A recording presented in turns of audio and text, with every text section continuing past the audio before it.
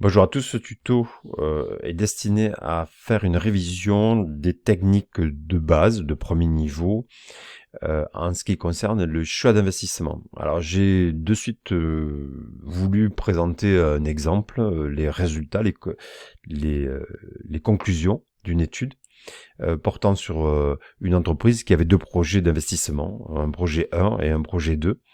Et on voit qu'on a activer, calculer une série d'indicateurs. Et en fait, c'est l'objectif final des techniques que je vais aborder avec vous et qui vont permettre de faire un choix. Alors, on va avoir plusieurs techniques. La notion de VAN, valeur actuelle nette, qui est calculée avec un taux qu'on appelle le taux d'actualisation. Une autre technique consiste à calculer le taux interne de rentabilité, le taux de profitabilité et le délai de récupération du capital investi. Alors sur cette entreprise, on voit qu'on a plusieurs conclusions où lorsqu'on regarde un critère particulier, on retient un projet ou l'autre, voilà. Et c'est à la fin de cette étude qu'on l'entreprise va décider de retenir un projet ou l'autre. Voilà. Alors par exemple ici, on voit dans cette entreprise que si on utilise l'indicateur VAN à 4%, eh bien c'est le projet 2 qui est plus favorable puisque on obtient un résultat plus élevé. Quand on regarde le critère taux interne de rentabilité, eh bien c'est le projet 1. L'indice profitabilité, le projet 1, et le délai de récupération du capital investi, le projet 2. En observant tout de même que les dates de récupération du capital sont très proches.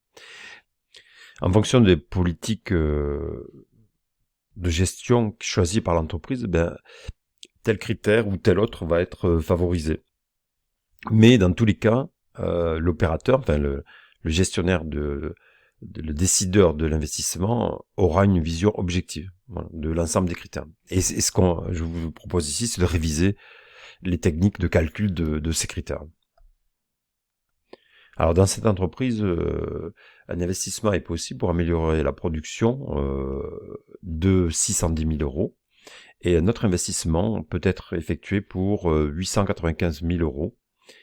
Et on va étudier les différentes caractéristiques, différentes conséquences de ces investissements pour calculer les critères que je vous ai présentés tout à l'heure. Alors bon, rapidement, on va avoir des modèles qui ont une durée d'amortissement semblable de 5 ans, durée de vie. Et par contre, les techniques d'amortissement sont différentes puisqu'on voit sur le deuxième modèle, on a un amortissement linéaire et l'autre au rythme des commandes. Donc des critères, des unités d'œuvre ou en fonction de la consommation des avantages économiques futurs. Voilà, pour dire le terme professionnel. Chacun des projets génère une valeur résiduelle, ça veut dire qu'au bout des 5 ans, on pourra vendre ces investissements, ces machines, à un certain prix dont on devra tenir compte. Alors ensuite, dans ce qui concerne l'étude commerciale, ça change en fonction des exercices des entreprises. La simulation sera toujours variée. Aucun exercice ne ressemble à un autre puisque vous devez vous adapter aux différents critères prévisionnels. Donc ici, on vous propose un prix moyen de commande et puis une évolution des commandes. On évolue par 25% d'évolution pendant 2 ans, 20% ensuite et 5% au-delà. Voilà.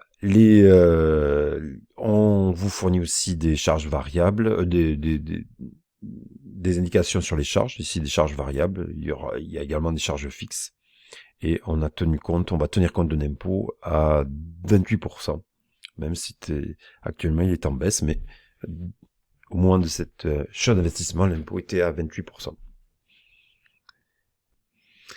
Alors, évidemment, cette page, je vous montre pas mal de tableaux, ne soyez pas effrayés. Alors, le tableau principal que l'on cherche à calculer, à établir, c'est le tableau de calcul des flux nets de trésorerie annuels. C'est-à-dire qu'on va se projeter sur 5 ans, donc on en va avoir une colonne par année. Et donc, on va commencer par une colonne 1, 2, 3, 4 et 5, en sachant que les informations qui vont être notées dans ces colonnes correspondent en fin d'exercice, en fin d'année, en fin d'exercice d'analyse. Alors, par exemple, ici, la colonne 1, ben, c'est la fin de la première année. La colonne 2, fin de deuxième année, et ainsi de suite. Or, les investissements se font pas en fin d'année. C'est pour cela qu'on va rajouter une colonne avant la colonne 1, qu'on va appeler colonne 0, qui correspond au début de l'année 1. Donc, en fait, les deux premières colonnes correspondent à la première année. Donc, je répète, colonne 0, c'est l'investissement essentiellement en début d'année 1, et les informations dans la colonne 1, ben, c'est les informations qui sont générées en fin d'année. Voilà, donc on va calculer ce qu'on appelle les flux nets de trésorerie pour chaque année à venir sur la durée de l'étude du projet. Ici, c'est 5 ans. Ces flux de trésorerie, ce sont de la trésorerie potentielle qu'on va pouvoir encaisser ou encaisser avec en faisant la différence entre les ressources encaissées et les dépenses et les emplois décaissés. Et c'est la différence qui fait un solde, un flux annuel que l'on souhaite positif, et c'est ces flux qui vont nous permettre de calculer les critères qu'on a abordés tout à l'heure, la valeur actuelle nette, taux interne de rentabilité, délai de récupération du capital investi. Voilà, donc l'objectif c'est de constituer ce tableau pour pouvoir calculer les critères, les différents critères. Alors dans un premier temps, on doit calculer la capacité d'autofinancement qui est générée chaque année. Alors, sachant que c'est une CAF et qui étudie les produits, qui étudie le bénéfice qu'on va retravailler, donc c'est-à-dire produit moins charge, et on considère que la CAF est générée en fin d'année. Donc c'est la raison pour laquelle on va avoir la CAF en colonne 1, fin d'année 1, fin d'année 2, et ainsi de suite. Alors là, les informations à saisir, ben, c'est la capacité d'autofinancement, c'est des charges et produits de l'exercice qui vont subir un traitement, puisqu'on va devoir éliminer les produits et les charges calculées. Alors ici, dans ces choix d'investissement, la seule charge calculée que l'on va devoir traiter, c'est les dotations aux amortissements. Alors, on va retrouver le chiffre d'affaires en fonction de l'exercice, les charges variables, autres charges, en fait, tout ce qui est lié au bénéfice, oui, enfin, aux produits générés par l'investissement. Puis ensuite, on va sortir les charges, on va enlever les charges fixes, variables, enfin, ça va dépendre des exercices, pour calculer un résultat courant avant impôt. Ce résultat courant avant impôt, il va subir évidemment il va subir l'impôt sur les sociétés. Ici c'était 28%. Donc on va appliquer un taux de 28%. On voit ici que nous avions dès le premier exercice, on a une perte et on calcule un impôt négatif. On va pas traiter les reports de fiscalité, puisqu'on considère que l'investissement se fait dans une activité qui existe déjà. Donc, par ailleurs, l'entreprise existe, elle a forcément d'autres revenus, donc on va pas faire le report des déficits fiscaux. Et c'est pour ça que l'impôt négatif correspond à une économie d'impôt et qu'elle reste dans la colonne qui est concernée. Voilà, donc ici le résultat net va être une perte de 6854. Et pour calculer ce résultat net, on avait besoin des amortissements. Eh bien, on fait un tableau d'amortissement en fonction des informations concernant l'investissement. Bon, rien rien de difficile. Ici, c'est un amortissement en fonction des quantités qui ont été prévues. Je les ai faites apparaître ici en colonne 1, 2, 3, 4, 5, donc 600, 750 et ainsi de suite. Voilà, en ce qui concerne le tableau de la CAF, il n'y avait pas de difficulté particulière.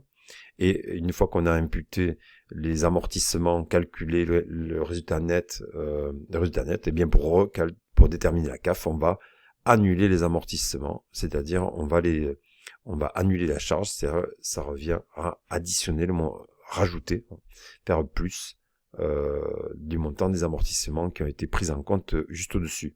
Donc vous voyez ici, dotation d'amortissement 75 269, ça a impacté le résultat, on a calculé l'IS, on calcule le résultat net d'IS, et ensuite on revient, on rajoute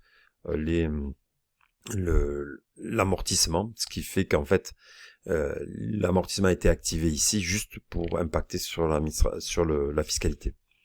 Voilà, donc on obtient des CAF telles qu'elles sont ici. Voilà, une fois qu'on a calculé la CAF, on peut commencer à compléter le tableau des flux de trésorerie. Et là, on va retrouver plusieurs choses. L'investissement qui a été fait. On va trouver une ligne qui s'appelle BFR, variation du BFR, et je vais expliquer le mécanisme juste après. Dans les ressources, on va donc reporter la CAF annuelle qui a été prévue, et les valeurs résiduelles, puisqu'on a dit que le projet pouvait être vendu, donc on va noter en fin de dernière année, en fin de 5e année, en fin de projet, le montant de la valeur résiduelle. Alors on décide de la fiscaliser ou pas en fonction du niveau d'exigence de l'exercice ou du niveau d'analyse. Bon, ici on fiscalise pas la valeur résiduelle, c'est notre choix à ce niveau-là de ce tuto. Voilà. Donc on a les investissements, les ressources, et dans les investissements, il y a une particularité, c'est vraiment l'aspect le plus technique, disons le point technique du choix d'investissement, c'est la notion de BFR.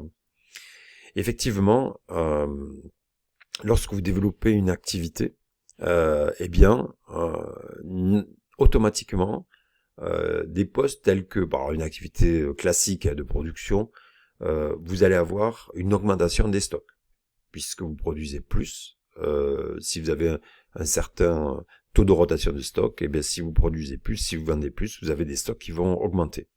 Également, si votre activité se développe, vous allez avoir plus de créances clients structurellement. Et puis également plus de dettes fournisseurs.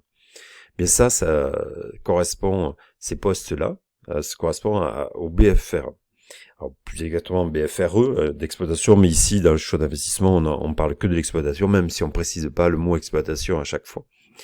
Ce BFR, il est nécessaire de le financer pour conserver une structure financière satisfaisante. Et donc, on va intégrer ce BFR dans le tableau de flux de trésorerie. Ce BFR impacte fortement la trésorerie. On va l'activer et je vais vous expliquer comment. Alors, par exemple, dans le sujet qui vous était proposé, il vous est dit que le BFR lié au projet, au premier modèle, il est de 45 000. Et ça, c'est 45 000 la première année.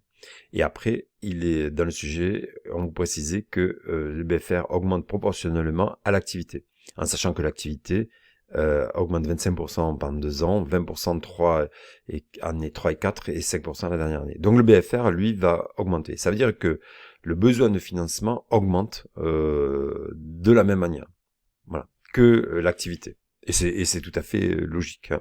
Donc le BFR, le besoin en fonds de roulement qu'on va devoir prendre en compte dans le tableau, il est proportionnel au chiffre d'affaires généralement. Et aussi, on le voit exprimé des fois en jours de chiffre d'affaires. C'est-à-dire qu'on peut vous dire, le BFR correspond à, 60 jours de chiffre d'affaires. Donc, dans ce cas-là, on prend le chiffre d'affaires de l'année, on divise par 360 et on multiplie par la durée du BFR. Donc, c'est notre façon d'exprimer la notion de BFR. Alors, pour faire cette étude, on va utiliser un autre tableau. Donc, vous avez vu que ces tableaux qui sont au-dessus ou en dessous, ces tableaux annexes au tableau principal de flux de trésorerie. Donc, avant de pouvoir compléter ce tableau de flux de trésorerie, on va faire un tableau d'analyse du BFR. Alors, ce tableau d'analyse BFR, il présente une ligne BFR nécessaire. Ça veut dire quoi? Ça veut dire que pour que l'activité se déroule correctement en la première année, le BFR nécessaire est de 45 000 euros. Ce 45 000 euros, c'est l'information qui est donnée dans le sujet. Ensuite, on vous a dit d'augmenter de 25%. Donc, la deuxième année, le BFR nécessaire sera de 56 000, et ainsi de suite. La troisième, 67 500, et 80 500 la quatrième, et 85 000 la cinquième. Voilà, donc on observe une chose, c'est que il augmente la première année, la deuxième année, et ainsi de suite. Eh bien, ce BFR va faire l'objet d'un investissement. Ça veut dire quoi? Ça veut dire que on va dire qu'on doit investir 45 000 euros dans la ligne BFR, dans ces décalages de trésorerie. Donc, ça doit être prévu à l'origine. Et on va le faire en année 0. Pourquoi? Parce que les 45 000 euros doivent être présents dans l'entreprise, doivent être financés, activés, en début d'année 1, sinon on ne va pas pouvoir fonctionner. Imaginons que vous fonctionnez toute l'année et que le financement arrive en fin d'année 1, eh bien ce sera trop tard, vous aurez eu potentiellement des problèmes de trésorerie. Voilà, donc l'investissement va se faire en début d'année 0. Donc d'où le décalage d'une colonne et le fait qu'on le retrouve en colonne 0. Ensuite, quand on a investi une certaine somme en BFR, eh bien elle reste dans l'entreprise. Ça veut dire quoi? Ça veut dire que l'année d'après, quand on sait qu'on a besoin de 56 250 euros, eh bien c'est 56 250 euros, on va pas réinvestir cette somme-là en fin d'année 1, parce que le début d'année 2, c'est la fin de l'année 1. Qu'est-ce qu'on doit faire? On va juste investir, rajouter le montant manquant. Donc on va faire une variation. On va calculer la variation entre les 2 années.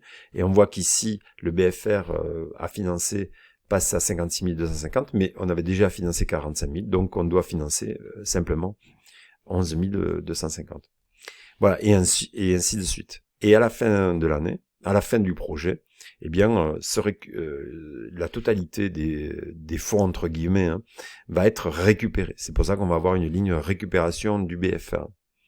Dans certains cas, il se peut que, en fonction de l'activité, le BFR nécessaire fluctue. C'est-à-dire, il augmente. Ici, il a augmenté à chaque fois.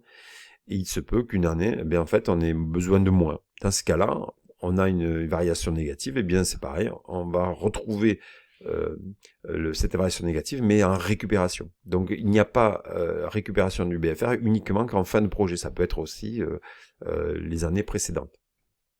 Voilà, ça c'est pour faire une précision en aparté.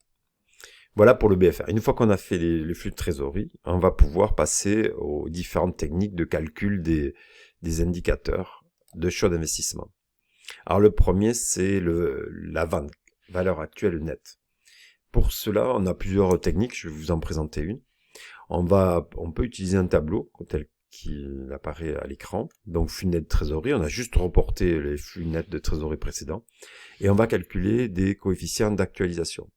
Pourquoi? Parce que la vente, c'est la comparaison de l'ensemble des flux décaissés et encaissés qui sont générés sur toute la durée du projet, actualisés en début de projet, à l'époque 0. Ça veut dire quoi? C'est que les sommes qui sont prévues, par exemple dans 5 ans, par exemple celle-ci, 362 077, eh bien en fait, quand je la reporte à l'époque 0, je dois la dégrader entre guillemets, je dois diminuer sa valeur. Pourquoi? Parce que 362 000 euros 77 dans 5 ans ne vaut pas en pouvoir d'achat ce montant-là à l'époque 0. Dans la réalité, quand je ramène à l'époque 0 ces 362 077, eh bien ça vaut en pouvoir d'achat ou en valeur réelle à l'époque 0 297,61. Ça veut dire quoi? Qu'est-ce que c'est? C'est une actualisation. En fait, on doit actualiser l'ensemble des flux en fonction des années. Alors comment on fait? Eh bien, on va prendre la valeur du flux et puis on va appliquer le coefficient ici sur 5 ans au taux d'actualisation de 4 ans. Ça fait 1 plus 0,04 à la puissance moins 5. Voilà, donc là, le coefficient c'est celui-ci. 1 plus le taux d'actualisation, on ferme les parenthèses, puissance, ouvre la parenthèse, moins 5, c'est-à-dire 5 ans. Voilà. Donc ce coefficient, il est de 82. le coefficient précédent, eh bien c'est la même chose. C'est 1,04 à la puissance moins 4. Celui-ci, 1,04 à la puissance moins 3. Donc attention, lorsque je ramène des flux futurs à une époque antérieure, eh bien je dois faire à puissance moins quelque chose. Un flux, je peux le déplacer dans le temps. Si j'ai par exemple le flux de 57 165, si je voulais connaître sa valeur en n plus 5 ou en année 5, eh bien je devrais faire fois 1,04 à la puissance 4, puisqu'il y aura 1, 2, 3 et 4 années pour l'amener à l'époque 5. Voilà, je ne vais pas rentrer dans le détail des mathématiques, ici c'est un niveau simple, et je vous explique des mécanismes sans rentrer trop dans la théorie. Donc une fois qu'on a calculé les flux à l'époque 0, eh bien il suffit de les comparer, et on va faire la somme. Flux net actualisé, va être la somme des investissements, la somme de l'ensemble de ces valeurs. Eh bien c'est cette valeur, voilà, j'ai fait égale somme, alors je vais ouvrir. Voilà, donc quand je clique, je vais cliquer sur la cellule. Maintenant, vous pouvez la voir, somme de l'ensemble de ces flux. Et là, on a une vanne positive, supérieure à 0. Donc, le projet déjà peut être retenu, puisque ça fait 96 539. On peut utiliser une fonction Excel. Attention, il faut le faire avec les flux non actualisés. On va utiliser la fonction van. Donc, qu'est-ce qu'on va faire? On va faire égal van. Ouvre la parenthèse, le taux d'actualisation, et on sélectionne les flux 1, 2, 3, 4, 5, auxquels on va ajouter l'investissement de 655 000 euros. Donc je dis ajouter parce que mon chiffre est déjà en négatif, donc c'est pas la peine de faire moins l'investissement. En fait, la fonction Excel, on va faire égal van moins l'investissement. Voilà, ce mécanisme utilise la notion de taux d'actualisation qui, au niveau simple, ne pose pas de problème, mais par contre, dès que vous évoluerez dans la gestion, dans le niveau de gestion, eh bien, il faut savoir que ce taux d'actualisation est une vraie problématique de gestion dans l'entreprise. Pourquoi? Parce qu'il va être fixé par les entreprises, et ce taux est très important puisqu'il impacte fortement sur les choix. Alors par exemple, pour le critère de la vanne, si la vanne est supérieure à 0, eh bien le projet peut être retenu. Voilà. Si la vanne est inférieure à 0, a priori, on doit rejeter le projet. Et cette vanne est impactée très fortement par le taux. Alors par exemple, si je tape 10% de taux d'actualisation, on obtient une vanne négative. Voilà, ce qui entraînerait un rejet de ce projet d'investissement. Alors ce taux d'actualisation, il est fonction de beaucoup de choses. Alors premièrement, il va être influencé par le taux d'inflation. Alors pendant longtemps, le taux d'inflation a été assez faible en France, et là il a tendance à augmenter. Alors ce taux d'inflation, il va impacter aussi sur le taux des taux des investissements sans risque. C'est-à-dire que on va regarder les rendements des actifs sans risque en France pour partir sur une base de taux. Donc imaginons que vous avez en France un taux de rendement sans risque, par exemple des obligations d'État, à 3%, eh bien on sait que le taux d'actualisation sera de 3%. Si l'inflation est de 4%, ben on peut considérer qu'on part sur une base de 4%. Donc il va y avoir plusieurs influences. Et ensuite, le taux va être majoré par rapport au risque pris par le projet. C'est-à-dire qu'en fait, les actionnaires ou les gestionnaires vont regarder sur le marché financier à un risque identique quel taux de rendement je pourrais obtenir. Voilà, donc ce taux d'actualisation, on va partir d'un taux des actifs sans risque auquel on va rajouter une prime de risque. Par exemple, on considère que la prime de risque elle est 3 points. Donc de rendement sans risque 3%, plus 3 points, ça peut faire un taux d'actualisation de 6%. On va aussi tenir compte du coût moyen du capital. Donc quand vous développerez vos connaissances à ce terme-là, dans ce domaine-là, ça sera vraiment une problématique. Ce taux d'actualisation sera très important. Donc en tout cas, sachez que c'est un vrai problème de gestion qui a des conséquences très lourdes. Si on se trompe, on peut éliminer des projets qui auraient pu être favorables au développement de l'entreprise. Voilà, autrement, il y a une autre fonction qui s'appelle, notre critère qui s'appelle le taux interne de rentabilité. Eh bien, c'est le taux pour lequel la vanne est égale à 0. On peut déterminer ce taux. Alors regardez, je vais le tester. Moi, je sais que c'est 7,91. Si je fais 7,91 ici, eh bien, j'obtiens, alors on dit près, hein, ça fait 11 euros. Donc j'obtiens quasi 0. Donc on voit bien que ce taux interne de rentabilité, c'est celui qui permet d'avoir une vanne à 0. Lorsqu'on est sous Excel, on a une fonction qui est très pratique, puisqu'on écrit égal tri, TRI, et on sélectionne l'ensemble des flux de l'époque 0 à l'époque 5, et ça nous donne la valeur du taux interne de rentabilité. Donc là,